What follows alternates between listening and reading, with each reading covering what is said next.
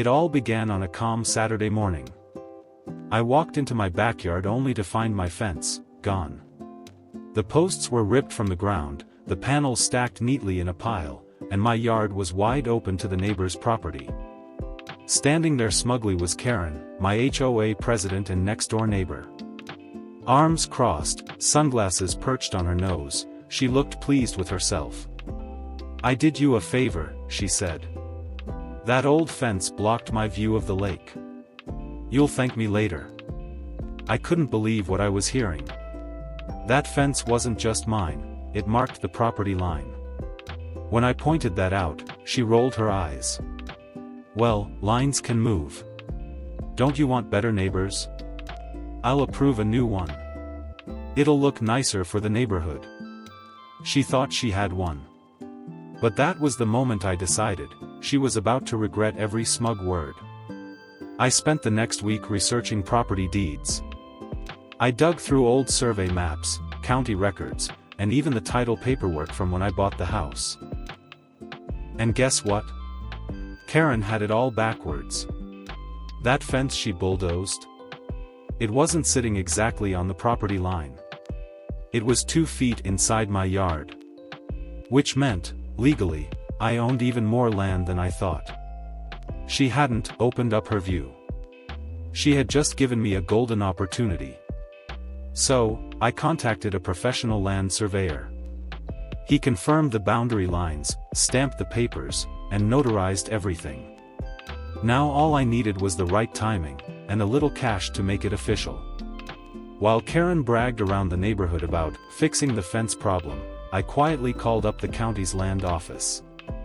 I had noticed something strange, a small strip of unused property that technically belonged to the city, right between our 2 houses. And guess what? The city was willing to sell. So, I made an offer. A few signatures later, that little strip became mine. With the new land deed in my name, I filed the updated survey. Now, not only could I rebuild my fence, I could move it 2 feet onto Karen's side.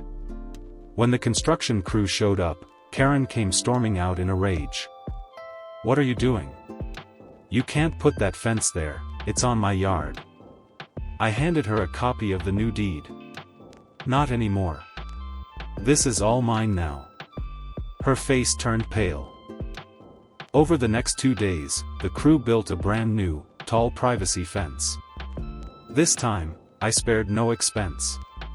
8 feet high. Reinforced posts. A double layer of stain. The kind of fence that would stand for decades. And it sat perfectly on the new property line. Karen lost her precious view. In fact, she couldn't even see past the fence now, just solid wood where the lake used to shine.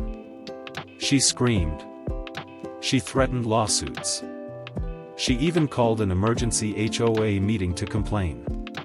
But when the board saw my legal paperwork, they backed off immediately. Everything I had done was 100% legal. Karen's jaw clenched so hard I thought her teeth would crack. Weeks later, I caught Karen standing in her backyard, arms crossed, glaring at the fence like it had personally insulted her.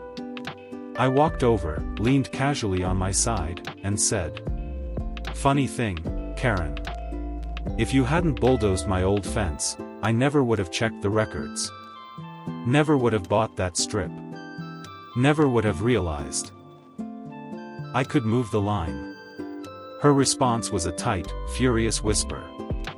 "You ruined my view." I just smiled. "No, Karen. You ruined your own." Now, every time she looks out her window, all she sees is the wall she built herself, with her arrogance. And I get the last laugh, behind my brand new fence, on land that used to be hers.